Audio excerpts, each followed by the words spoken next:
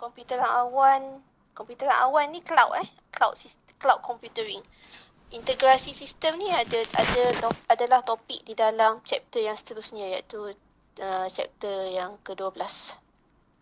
Okey, data versus maklumat. Kita still lagi recall balik what is data, what is maklumat.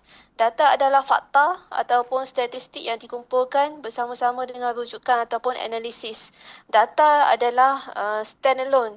Compare to maklumat, maklumat adalah a collection of data yang mana data yang ada tu kita akan proses mengikut kaedah yang tertentu dan setelah diproses, data-data tersebut akan memberi makna kepada penerima ataupun user di dalam membuat keputusan.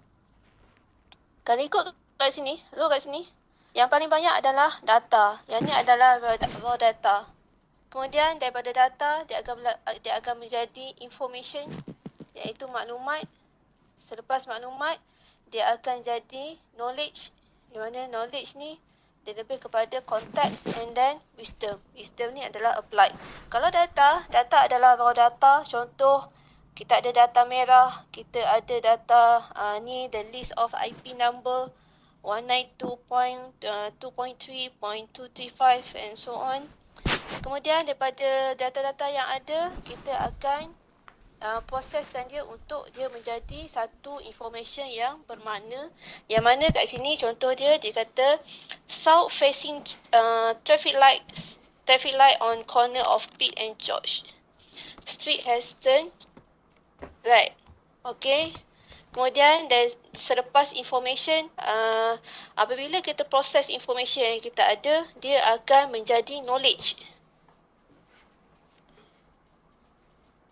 Okey, kalau kat sini dia cakap knowledge ni dia lebih kepada context.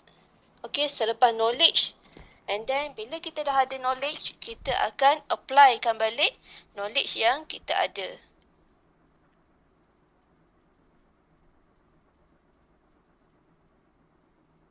Contoh, kita ada data traffic light, lampu merah, lampu kuning, lampu hijau, kenderaan jalan raya, itu adalah data. Daripada data-data tersebut, meaning yang mana di setiap di jalan raya akan ada traffic light. Okey, konteks kita akan tahu yang mana untuk lampu merah bermaksud berhenti, untuk lampu kuning bermaksud bersedia, lampu hijau bermaksud jalan. Applied adalah apabila kita bawa kereta dan kita nampak lampu merah, kita akan berhenti. Apabila kita nampak lampu hijau, kita akan jalan, teruskan pandu kereta. Boleh faham tak ni? Boleh faham tak hierarchy ni?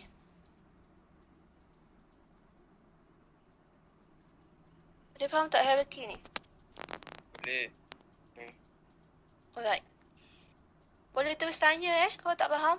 Okey, macam mana tata cara untuk mendapatkan maklumat? So, macam mana kita nak dapatkan maklumat? Kalau ikut pada hierarchy tadi, maklumat adalah information. So, macam mana? How to get the information? Okey, cara yang pertama adalah pengumpulan maklumat. Kita kumpul maklumat yang ada. Yang kedua, tata cara yang kedua adalah pengkelasan maklumat. Okey, selepas kita kumpul, kita kategorikan dia.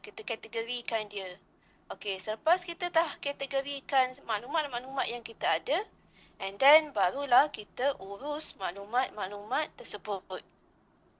Okey, contoh. Uniza, contoh kita nak cari maklumat berkenaan dengan Uniza. Jadi kita tahu, di Uniza ada berapa fakulti, ada berapa pusat kecemerlangan dan ada berapa pusat apa lagi ada? Pusat kecemerlangan lah. Kita ada terbagi pada fakulti pusat kecemerlangan.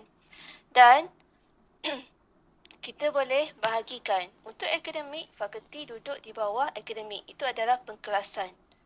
Yang mana di dalam fakulti di Uniza, there are a list of faculty in Uniza. Contohnya FKI, FPP, FSSG dan seterusnya. Dan setiap fakulti akan ada the list of staff dan the list of students masing-masing. Itu adalah pengkelasan yang dimaksudkan. Mula-mula kita kumpul je. Kita ambil je semua maklumat yang ada. Kita ambil je semua maklumat yang ada, senarai staf, keseluruhan senarai staf di UNIZA, keseluruhan senarai pelajar di UNIZA. Tapi itu adalah keseluruhan. Tapi kita tak tahu staf ni belong tu fakulti mana, pelajar ni belong tu fakulti mana. Itulah perlunya pengkelasan. Kita akan sort balik ke semua maklumat yang kita ada, kita akan kelaskan balik ikut kategori dia. And then lepas dah buat pengkelasan, barulah kita boleh mengurus mengikut keperluan yang ada. Faham tak? Faham. Okey. Baik. Ya? Ada nak tanya ke, Muiz? Faham. Faham, alright. Okey. Kau tengok kat sini. Okey, ini adalah kitaran maklumat Ini adalah kitaran maklumat untuk dapatkan maklumat yang berkualiti. Okey, apa yang dikumpul? Kita kumpul, okey. Apa yang dikumpul, kita akan kumpul maklumat. Selepas kita kumpul maklumat, apa yang kita nak buat dengan maklumat yang kita dapat tu? Kita akan proses dan kita akan analisis. Ataupun tadi kita akan buat pengkelasan tadi kan? Okey, kemudian bagaimana ianya dipersembahkan? Okey, ianya dipersembahkan depends pada kita. Bergantung kepada maklum balas dan interpretasi. Okey? Bergantung kepada maklum balas dan interpretasi, sama ada awak nak present data-data yang ada dalam bentuk table, dalam bentuk rajah ataupun sebagainya. That is how do you present the information. And then bagaimana ianya digunakan? Okey, selepas kita dapat maklumat yang dah disusun rapi, yang dah disusun elok-elok, cantik-cantik. Okey, and then kita boleh gunakan maklumat tersebut.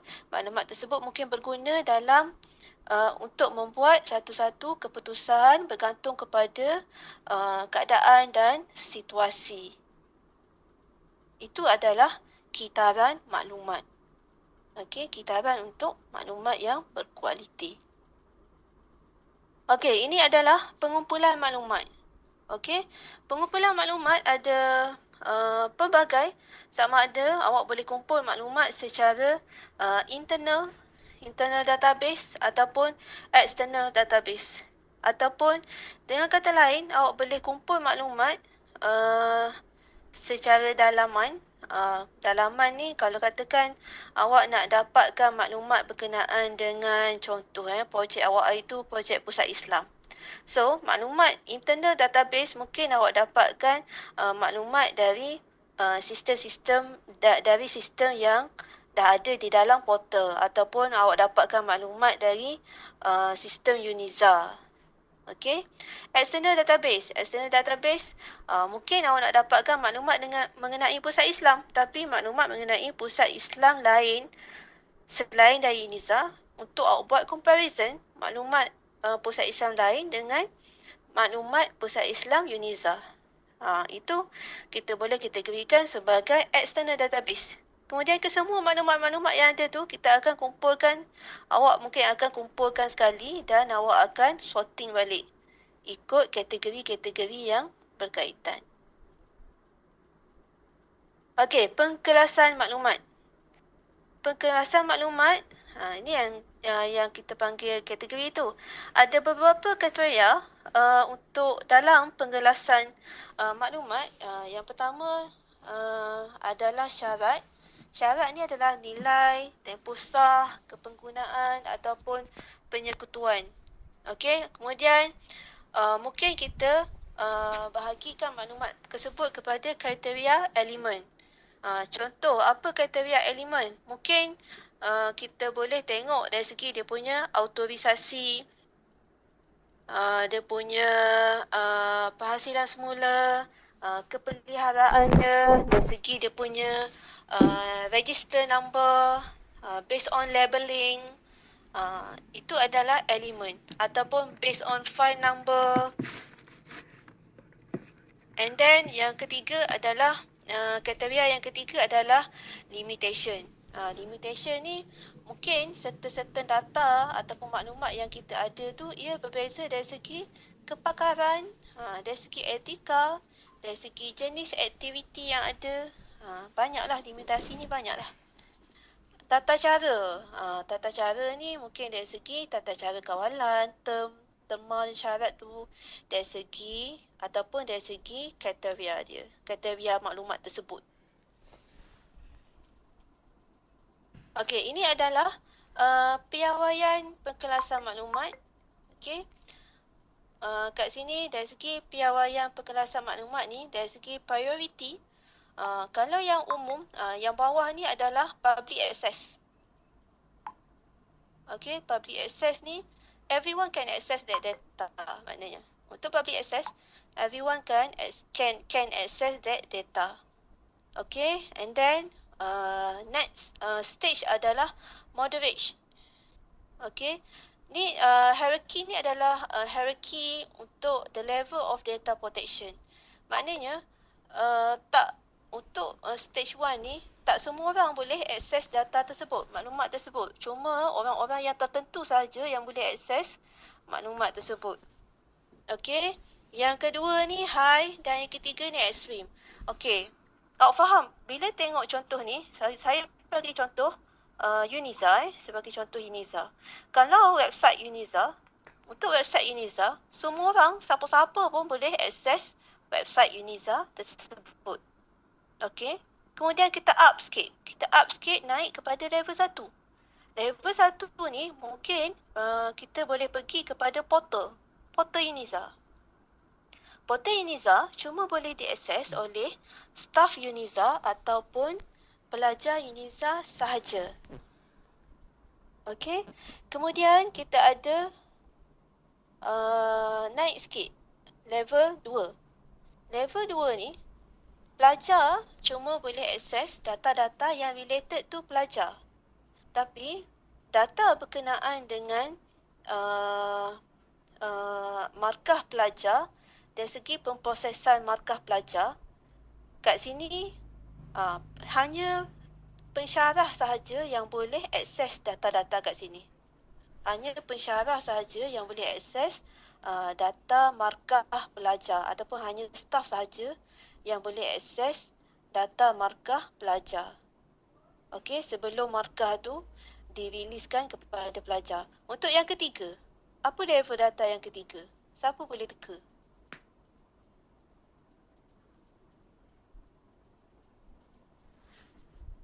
Untuk level data yang ketiga ni, mungkin hanya top management Uniza sahaja yang boleh akses data-data tersebut. Pensyarah tak boleh akses, pelajar pun tak boleh akses. Top management saja yang boleh akses data tersebut. So boleh faham tak the level of data protection kat situ? Boleh. Ada yang nak tanya tak? Tak ada. Okey, ini adalah pengkelasan data, bagaimana maklumat dapat membantu bisnes. Okey. Kita ada bisnes, kita ada sistem data dan kita ada data model. Dia bermula dengan data model. Data model apa yang kita ada? Selepas kita ada data model ni biasanya dia akan support data di dalam sistem. Dan data-data yang ada di dalam sistem ni akan support kepada bisnes yang kita run. Ini dia punya pengkelasan lah. Okey, pada peringkat data sistem ni, kat sini mungkin ada sistem integration, mungkin ada simple interface untuk membolehkan user communicate dengan sistem tersebut. Okey, di dalam sistem ni akan ada data-data yang mana data-data yang dah ada dalam sistem ni kita akan minimizekan redundancy of data. Redundancy of data ni kita akan cuba minimumkan redundant. Apa yang redundant bahasa Melayu? minimumkan pertindahan data ataupun kita akan minimumkan data yang sama. Okey, kita akan minimumkan data-data yang berulang. Okey, mana-mana yang data yang berulang tu kita minimumkan supaya data tu menjadi satu sahaja. Katakan data nombor matrik awak. Katakan nombor matrik 051111. 051111 ni sepatutnya dia cuma ada satu owner sahaja, and owner tersebut belong to satu fakulti sahaja. So mustahil lah data nombor matrik 051111 tu belong to Hospital UNISA. Sebab kita tahu nombor matrik tersebut adalah nombor matrik pelajar untuk FKI. Contoh. Itu adalah contoh macam mana kita nak minimumkan the redundancy of data. Okey, bila dah ada kesemua data yang lengkap, tersusun dan data yang boleh dipercayai, data-data tu semua akan membantu di dalam bisnes. Yang mana dia akan membuka ruang kepada business opportunity.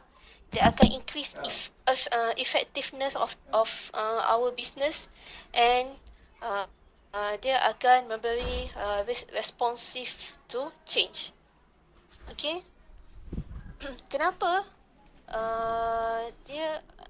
ia akan memberikan ketiga-tiga kriteria ni? Kerana apabila kita ada maklumat yang sahih, yang tersusun, dia akan mengurangkan risiko, reduce risiko dan reduce cost kat sini. Okey, pengurusan maklumat. Definition of pengumpulan. Ini bukan pengumpulan ini pengurusan, sorry.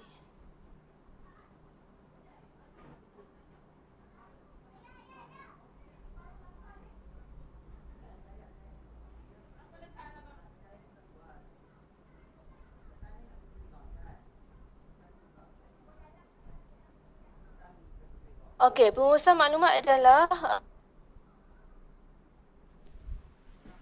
pengumpulan dan pengurusan maklumat dari satu atau lebih sumber dan pengenalan maklumat tersebut kepada satu atau lebih audiens. Yang mana ia melibatkan mereka yang mempunyai kepentingan tertentu ataupun share partner, pemegang taruh ni share partner kepada maklumat tersebut. Okey, maknanya dalam satu information management akan ada pemprosesan, akan ada siapa yang terlibat dengan information management tersebut, dan apabila adanya information management, automatically dia akan related to teknologi. Teknologi apa yang kita gunakan dalam information management kat sini. Okey, ini adalah kitaran pengurusan maklumat. Information management life cycle ada 7 kitaran kat sini. Yang mana kita ada plan, kita ada pengumpulan, collect, create, receive and capture the data, capture the information. Kemudian kita akan organize. Selepas kita dah kumpul, kita organizekan, buat pengorganisasian. Okey, selepas kita dah organize, kita akan mula menggunakan maklumat tersebut dan kita disseminate data tersebut. Okey, selepas kita gunakan data-data tersebut dan atau disseminate data tersebut, kita akan maintain, protect and preserve the data. Ini kalau dalam bahasa Melayu, fasa ni kita panggil fasa penyelenggaraan. Okey, selepas kita buat penyelenggaraan, mungkin akan ada yang ni penyelenggaraan dan perlindungan kita protect dan preserve. Okey, kemudian lepas kita dah selenggara, protect dan preserve, kita akan dispose data-data yang dah tak, ataupun kita akan dispose data atau maklumat yang dah tak diperlukan. Okey, selepas dah dispose, barulah kita buat, kita evaluate balik data-data yang ada. Itu adalah kitaran dalam pengurusan maklumat. Okey, dalam pengurusan maklumat juga ada beberapa keperluan. Ada 5 keperluan dalam pengurusan maklumat.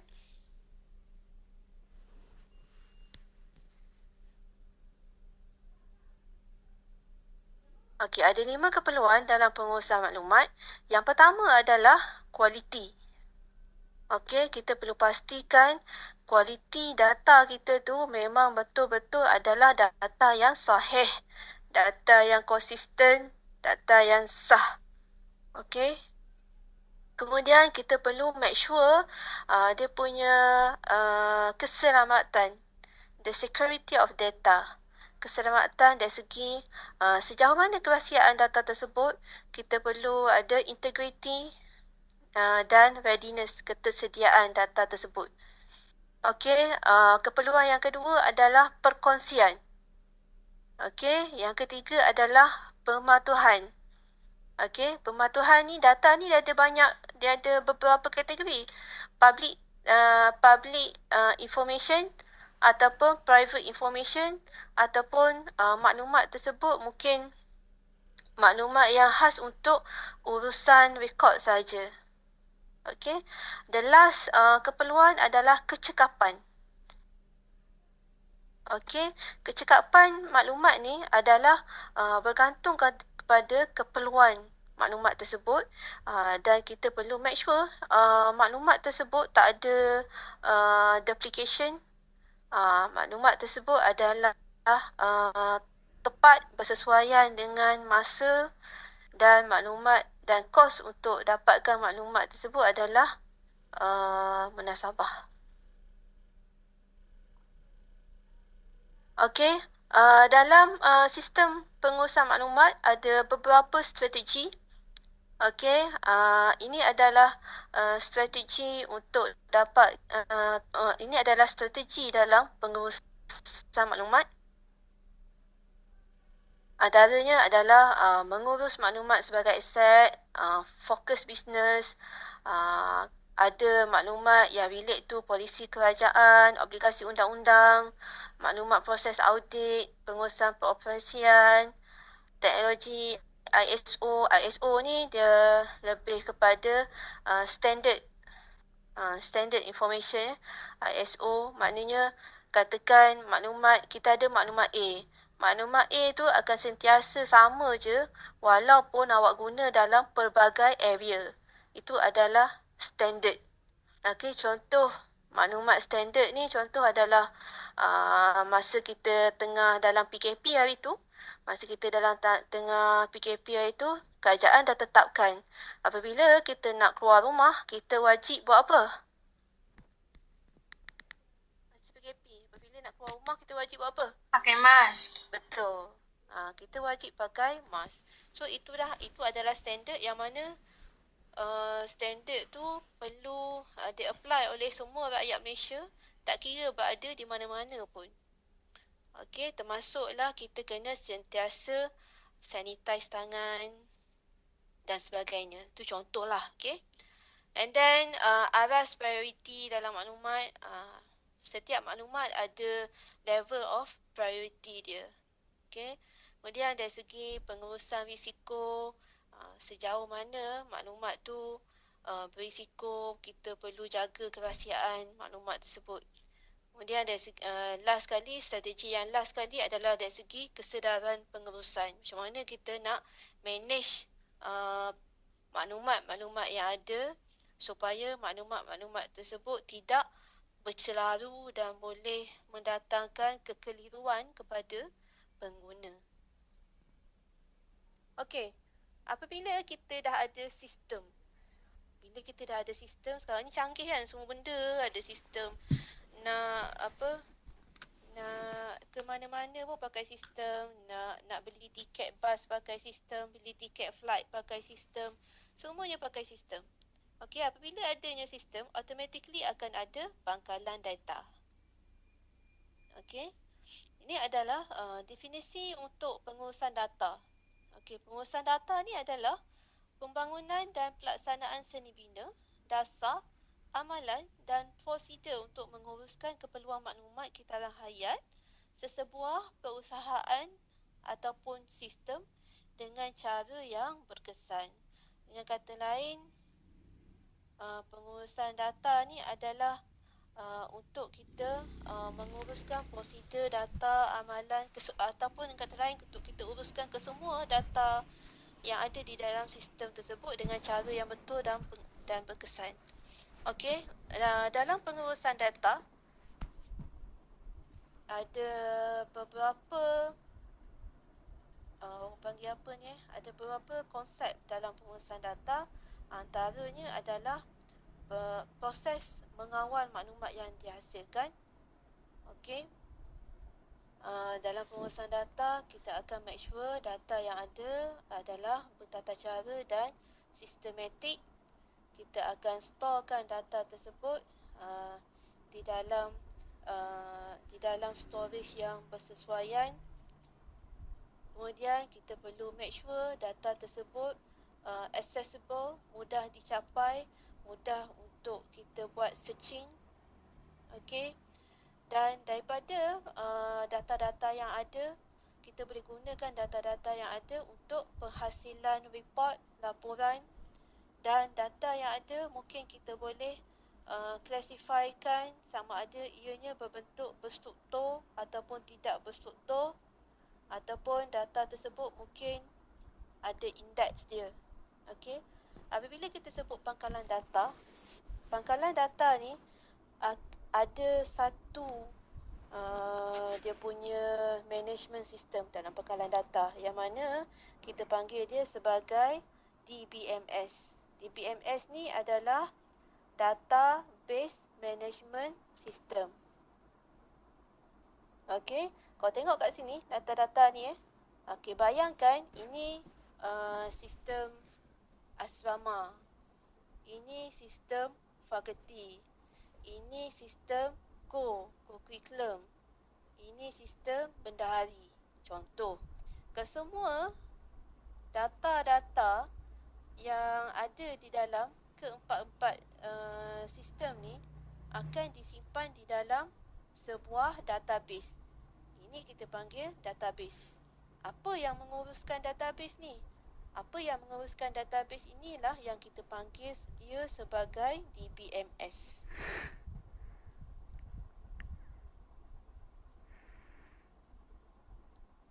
Faham tak ni?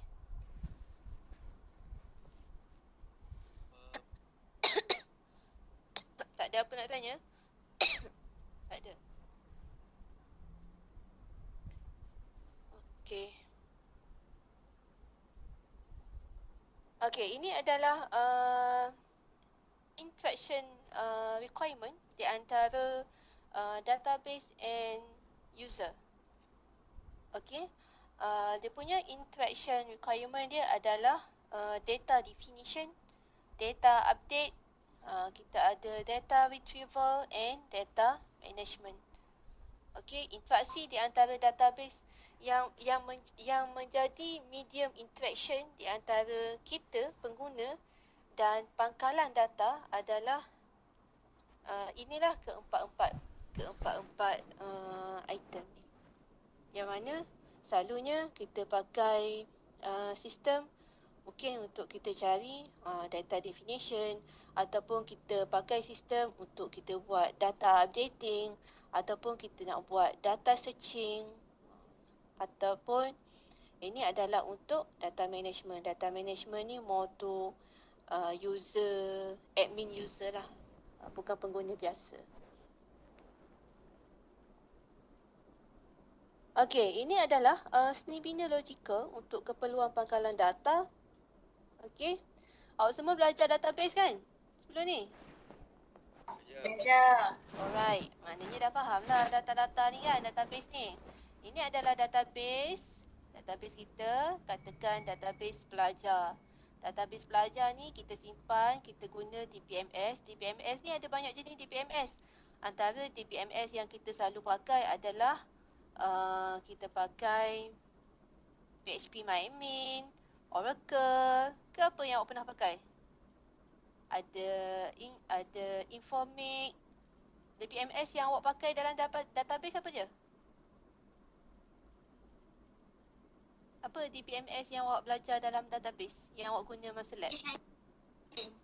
PHP 1. phpMyAdmin.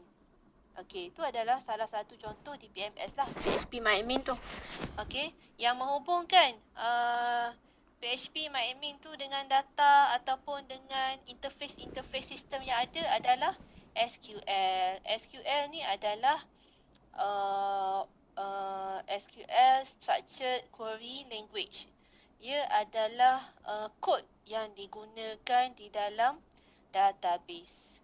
Kod yang kita gunakan untuk kita delete record, add record, update record, search record. Dia ada cara penulisan dia yang tersendiri. Dia ada coding dia tersendiri.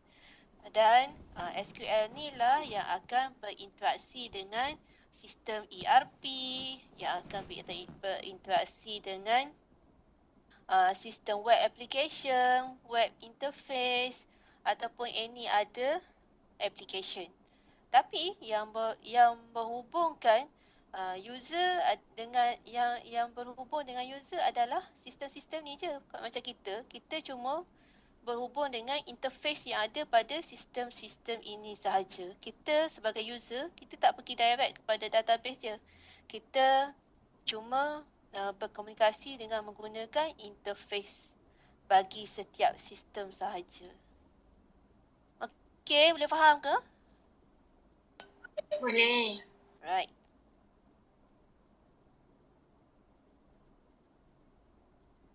Okay.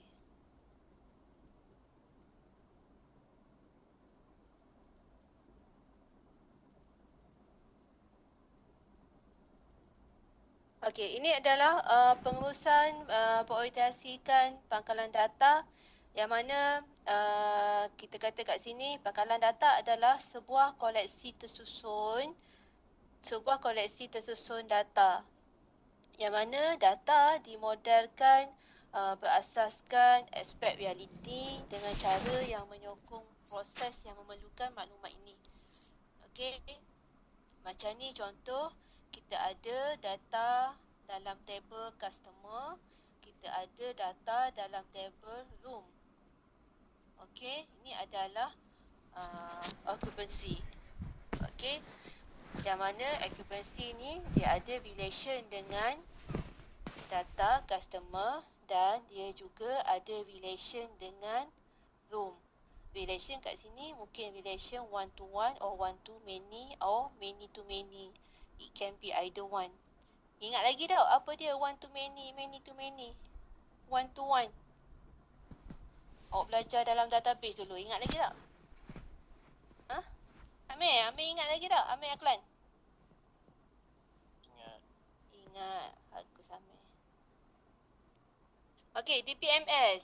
DPMS ni dia adalah platform. DPMS ni dengan kata lain, dia adalah platform untuk kita uruskan database ataupun big data, structured big data dan the operation yang ada dalam DPMS ni based on user requirement. Okey, apa model yang ada dalam DPMS? Okey, ada 3 model yang ada di dalam DPMS. Yang pertama adalah data relationship. Kemudian kita ada object oriented data, and then kita ada semantic data. Okay, this is semantic data, this is object oriented data, and this is relation data. Data relationship. Data relationship ni kalau awak belajar dalam database dulu, contoh data relationship yang paling mudah adalah ERD, Entity Relationship Diagram. Tu kalau awak ingat lagi lah. Ingat lagi tak macam mana lukis ERD? Ingat lagi tak? Ingat? Bagus. Okey, penggunaan utama DPMS dalam pengurusan teknologi maklumat. Okey, ia akan menjadi pembangunan dalam pangkalan data. Ia akan menjadi platform untuk pertanyaan pangkalan data. Ia akan jadi platform untuk kita buat maintenance of pangkalan data dan juga ia akan menjadi platform untuk kita hubungkan dia dengan application management. Okey. Ini adalah contoh-contoh di BMS. Kita ada Microsoft Access, kita ada Informix, kita ada Oracle, kita ada MySQL. MySQL ni PHP MyAdmin yang awak selalu guna tu lah. Kita ada FileMaker, and then kita ada SQL Server. Ada banyak lagi sebenarnya. Tapi yang awak paling familiar adalah MySQL kan, sebab awak dah biasa pakai PHP MyAdmin. Microsoft Access ni ada orang pernah pakai tak? Awak semua pernah pakai tak Microsoft Access? Tak pernah. Tak pernah? Okey. Microsoft Access ni pun okey sebab dengan menggunakan Microsoft Access ni pun awak dah boleh develop a simple system dalam Microsoft Access ni sebenarnya. Tapi topik lain pula lah untuk develop sistem dalam Microsoft Access ni. Saya tak sentuh lah kat sini. Okey, apa advantage and drawback ataupun disadvantage of pangkalan data? Dia punya advantage dia adalah untuk kita kurangkan data duplication supaya mudah dalam capaian yang berstruktur untuk memudahkan pengaturcaraan komputer programming dan untuk kita pastikan the security of the data. Itu adalah advantage penggunaan pangkalan data. Tapi pangkalan data juga ada kelemahan dia. Yang mana dengan menggunakan pangkalan data, ia memerlukan kos yang tinggi. Okey, kos akan menjadi semakin tinggi apabila semakin banyak keperluan storage untuk kita simpan data. Okay. And then masa pemprosesan. Masa pemprosesan untuk satu-satu data mungkin akan menjadi slow. The performance of data processing akan jadi slow apabila data yang disimpan di dalam database tersebut semakin bertambah. Semakin banyak data yang ada dalam database, semakin perlahanlah dia punya performance untuk time processing. Okey, dan ia juga pangkalan data ni juga mudah terdedah kepada kesilapan lah. Contoh, kalau silap masukkan SQL code, makanya katakan awak nak delete data. Awak nak delete data dalam table A, tapi dalam SQL code tu awak terbuat table B. So mungkin efek dia, the whole data in table B tu akan hilang dan susah untuk kita retrieve balik data yang dah hilang tersebut. Once you dah delete, it means that you cannot get the data. Kita dah tak boleh dapat balik data tu kecuali you buat backup. Itu adalah kelemahan dalam pangkalan data. Okey, jenis-jenis pangkalan data. Okey, ini adalah jenis pangkalan data. Yang pertama, data operasi. Data operasi ini adalah untuk simpan data terperinci untuk business support. Kemudian ada data analytical. Data analytical ni untuk simpan data terproses daripada pangkalan data operasi dan pangkalan data luaran.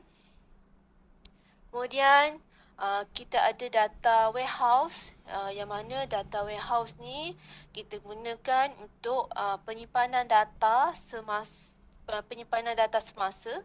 ataupun data sebelum daripada database operation. Okey. Yang keempat adalah pangkalan data teragih. Okey. Pangkalan data teragih ni ia adalah salinan ataupun komponen pangkalan data pada lokasi yang berbeza. Kemudian lagi satu adalah external database. Okey, external database ni dia adalah database servis yang berbayar. Ia adalah database yang berbayar ataupun database yang berbentuk commercial.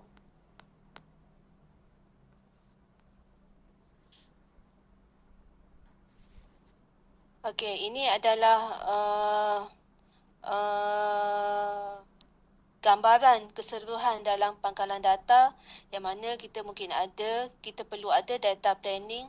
Selepas kita ada data planning, kita memerlukan data administrator untuk manage the data planning.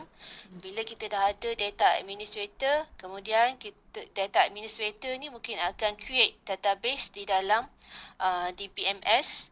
Okey, apabila database dah ada dalam DBMS, database yang ada dalam DBMS bukan satu tapi ada banyak, ada a collection of database yang ada di dalam DBMS. So, yang akan menguruskan database yang ada dalam DBMS tersebut, kita panggil dia sebagai database administration. Okey, data warehouse.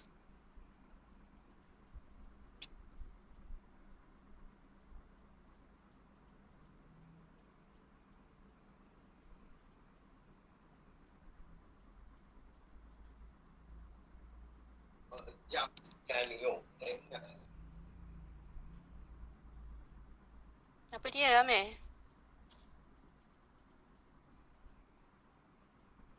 Okey, data warehouse. Data warehouse ni adalah storan besar, besar data terkumpul daripada pelbagai sumber di dalam syarikat dan digunakan untuk membantu dalam pengurusan keputusan.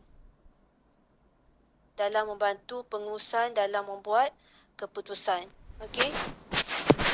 Sistem yang digunakan untuk laporan dan analisis data, data warehouse ni juga ia adalah merupakan sistem yang kita boleh gunakan untuk generate report dan untuk kita analyse data. Okey. Integration data warehouse ni juga ia adalah integration data. Integration beberapa data dari satu atau lebih sumber yang berbeza untuk kita wujudkan repository pusat data dan juga gedung data. Tadi data warehouse, ni gedung data pula. Gedung data ni apa pula? Okey, kesimpulannya a collection of gedung data. Data warehouse ni adalah a collection of gedung data. Gedung data ni data warehouse lah. Okey, data warehouse ni akan menyimpan data semasa, data lama dan ianya digunakan untuk mewujudkan pola laporan bagi pengurusan tertinggi dalam sesebuah organisasi. Okey, ni adalah data warehouse model. Okey, dalam data warehouse model ni ada banyak lah, ada pelbagai jenis data. Antaranya operational data, distributed data, external data dan kesemua data-data ni kita akan simpan ke dalam data warehouse. Dan daripada kesemua data yang ada di dalam data warehouse ni, kita mungkin boleh buat analyze. Analyze tu dengan kata lain kita panggil dia sebagai data mining ataupun kita gunakan dia untuk DSS. DSS ni adalah Decision Support System. Okey. Ini OLAP ni pun adalah analis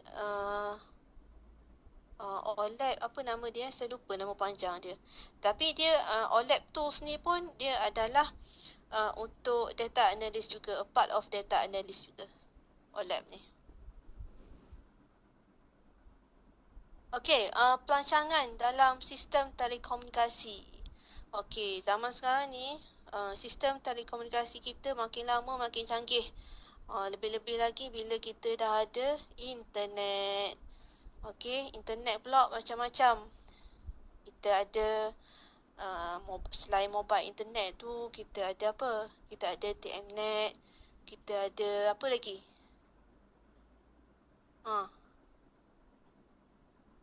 Apa lagi yang kita ada? Yang internet ni. Nanti awak carilah. Okey.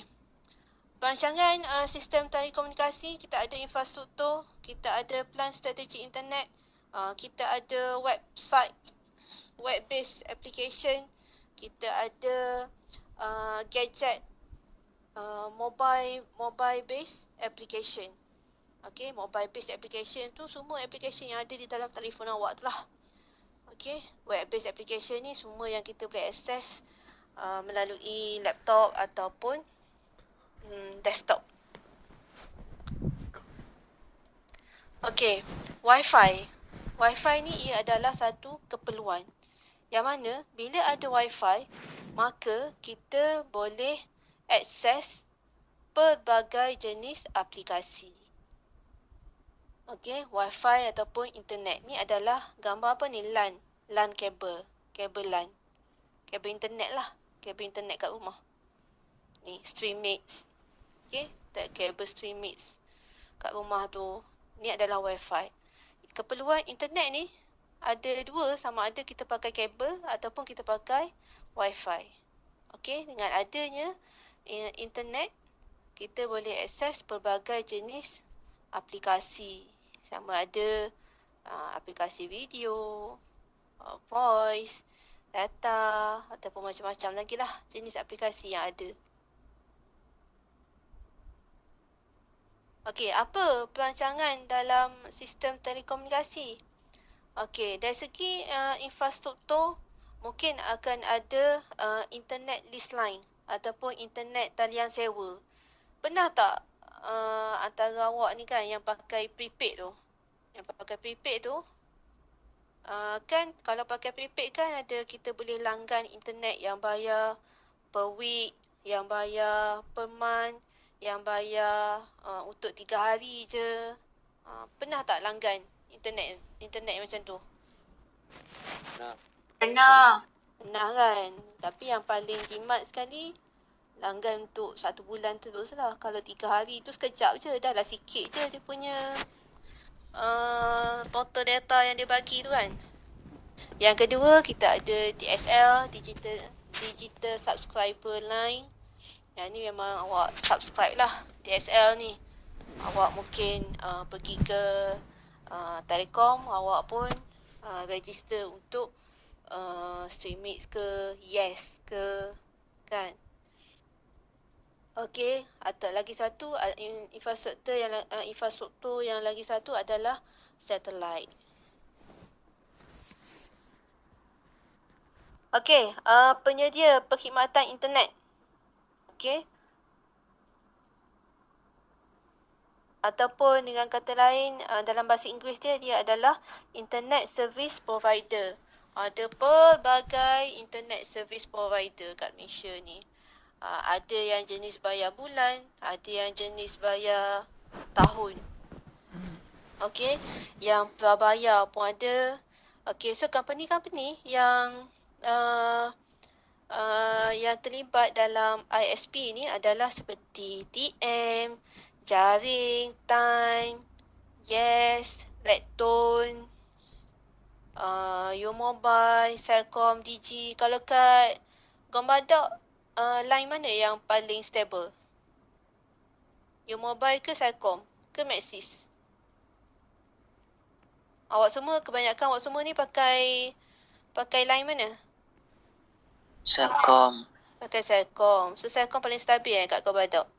Macam saya dekat Tembila ni yang paling stabil U-Mobile dengan Digi lah sini. Celcom dengan Maxis tak berapa okey sangat.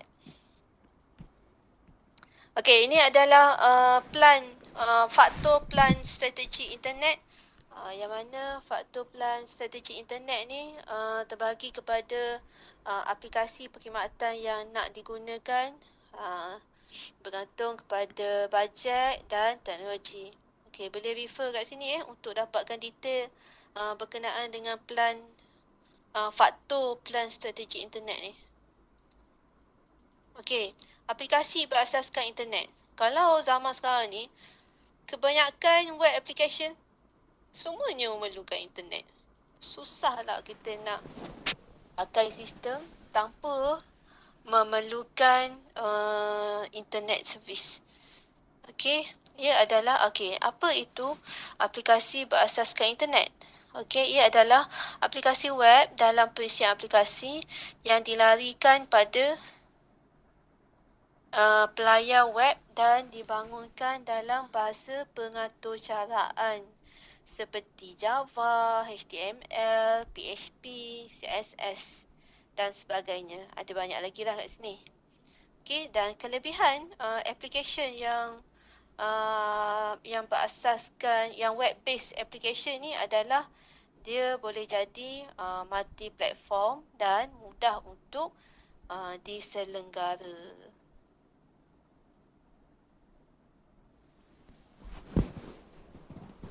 Okey, ada beberapa isu dalam aplikasi web, aplikasi internet berasaskan internet ni. Yang pertama adalah isu security dia. Okey, macam mana kita nak make sure dari segi keselamatan sepanjang kita gunakan aplikasi-aplikasi yang berasaskan internet ni. Kemudian dari segi kebersediaan pengguna. Ada certain pengguna yang tak biasa, yang tak terdedah dengan sistem application ni. Kalau kita pakai sistem application, especially contoh kan macam sistem application untuk beli tiket flight ataupun online banking. Kadang-kadang kita perlu store dulu kita punya profile detail. Ada certain user dia tak ready untuk share dia punya profile detail. So orang-orang yang tak ready untuk share dia punya profile detail ni, dia takkan gunalah sistem-sistem web based ni sebab dia rasa tak selamat. Dia rasa bila dia dedahkan profile detail dia, ia akan tak selamat lah. Ia akan jadi tak selamat. Tapi sebenarnya pada masa yang sama, bila kita pakai web based ni, memang ciri-ciri utama web based ni adalah security. Kita kena make sure semua data yang kita simpan tu adalah confidential dan data-data tersebut tak boleh didedahkan kepada orang lain ataupun tak boleh kita dedahkan secara public. Okey. Isu yang ketiga adalah dari segi rangkaian pihak ketiga. Rangkaian pihak ketiga ni seperti bank, kerajaan, pembekal. Agak-agaknya kenapa dengan rangkaian pihak ketiga ni? Siapa boleh teka? Third party network. Dalam bahasa Inggeris dia third party network. Siapa boleh teka? Cuba cari apa yang dimaksudkan dengan third party network ni. Kemudian bagi tahu saya nanti dalam next class. Okey, ini adalah aplikasi yang berasaskan mobile. Okey, kalau dalam telefon awak tu, kalau tengok dalam telefon awak, apa aplikasi yang wajib ada dalam telefon awak tu?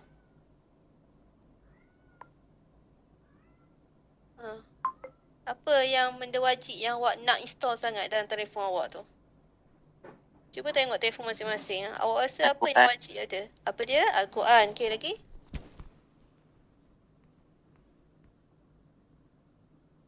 Lagi?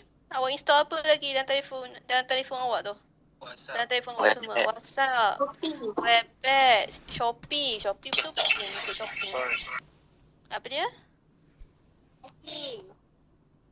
Shopee. Mobile Legend. Mobile Legend. Okay. Mobile Legend tu penting lah untuk orang main game. Lazada pun penting untuk shopping. Orang yang suka shopping. Lagi, online banking mungkin. Awak mungkin install online banking. Dan mungkin juga dalam telefon tu awak akan install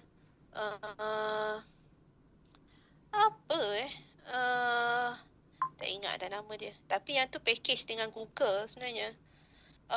Awak akan install map.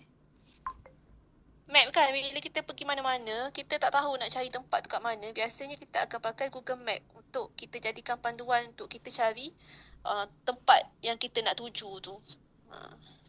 Okey, macam ni. Okey, tu adalah contoh-contoh mobile application yang mobile application ni memang kok mana pun ada dalam telefon lah, takkan dia memang khas untuk telefon mobile application ni. Okey, ia dikendalikan oleh pemilik sistem operasi. Okey, kalau pakai Apple, awak boleh download aplikasi tersebut melalui Apple Store. Kalau pakai Android, boleh download melalui apa dia? Play Store. Bukan Google Play ni. Play Store kan? Play Store kan kalau Android, betul tak? Sama ke Android? Play Store kan nama dia? Lupa dah. Android, pengguna Android. Siapa pengguna Android kat sini? Play Store. Play Store kan? Okey. Kalau Microsoft mungkin ada Windows Phone Store. BlackBerry ni dah tak ada dah. BlackBerry pun dia ada application dia sendiri, tapi rasanya zaman sekarang ni orang tak pakai dah BlackBerry. BlackBerry ni zaman 20 tahun lepas ni. Ataupun 15 tahun lepas BlackBerry ni. Aplikasi yang ready store di dalam telefon biasanya message, email kan, untuk buat carian, simple game, memang dah ada dah dalam awak punya telefon biasanya. Kalender, jam. Okey, tu semua aplikasi yang memang dah ada dalam telefon lah biasanya.